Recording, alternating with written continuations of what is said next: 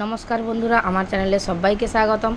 आज आमी एक नतून रेसिपि निये हाजिर हलाम। स्पेशल मशलाय नदीर माछेर झाल। आमरा एटाके तो नदीर चमचम माछ बोले जानी, तो आपनारा कि नामे चेनेन आपनारा अवश्य आमाके कमेंट करे जानाबेन। देखुन केटे धुए परिष्कार करे निये चले एसेछि। आपनारा भिडियोटा पुरो भिडियोटा शेष पर्यन्त देखबेन स्किप ना करे।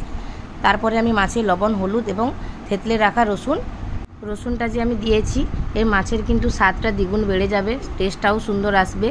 আপনারা এইভাবে হয়তো কখনো ঝাল বানাননি, আপনারা একবার হলে একবার ট্রাই করবেন বাড়িতে। এটা কিন্তু খুবই নরম মাছ।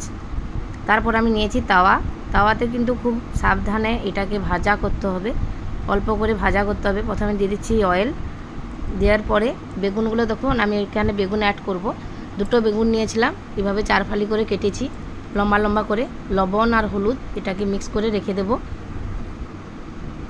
আর একটু দিয়ে দেব কাশ্মীরি চিলি পাউডার, যাতে কালারটা সুন্দর আসে।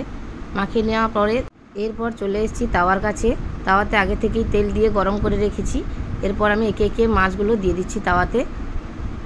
এটা কিন্তু খুব সাবধানে এটা উল্টে পাল্টে ভাজতে হবে, খুব নরম মাছ এটা। এইভাবে এই দেখুন আমার তাওয়াতে কিন্তু এটা ফ্রাই করবেন, কড়াইতে খুব লেগে যাওয়ার চান্স থাকে। খুব সাবধানে এটাকে ভাজা করতে হবে। একে একে আমি উল্টে পাল্টে ভেজে নিয়েছি এইভাবে। তারপর আমি গ্যাসটা মিডিয়ামে রেখেছিলাম।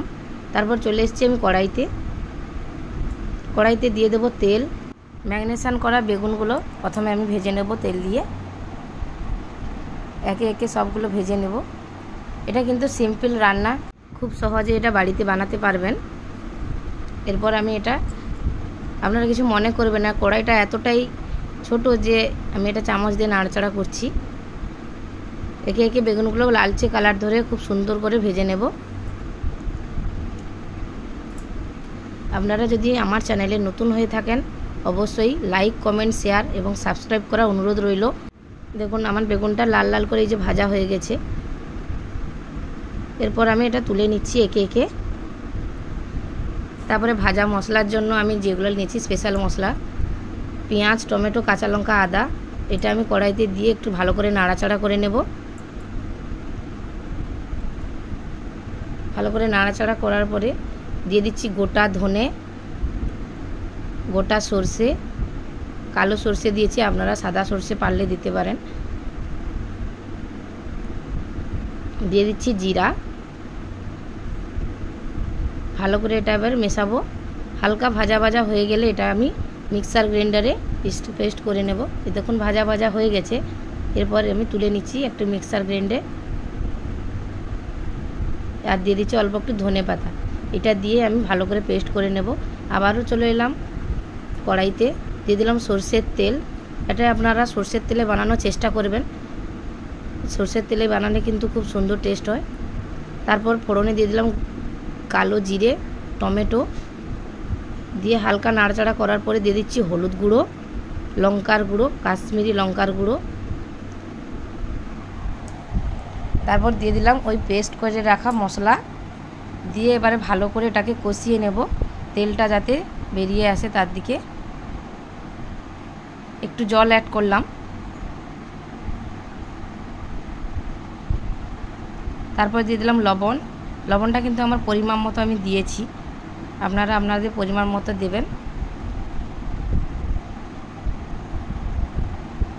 দেখুন তেল ছেড়ে গেছে। এবার অ্যাড করব জল। খুব বেশি ঝোল করব না, এটা হালকা মাখো মাখো হবে, গ্রেভি টাইপে। দিয়ে দিচ্ছি বেগুনগুলো ভেজে রাখা।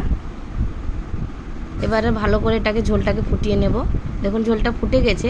এরপর আমি দিয়ে দেবো মাছটা কিন্তু খুব আগে থেকে দেবেন না, তাহলে ভেঙে যেতে পারে। মাছ দিয়েও খুব বেশি নাড়াচাড়া করা যাবে না।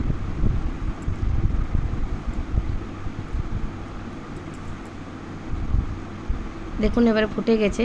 এটা আমি আরও কিছুক্ষণ ফুটিয়ে এই যে এইভাবে সাঁড়াশির দ্বারা এটাকে নাড়িয়ে নিতে হবে।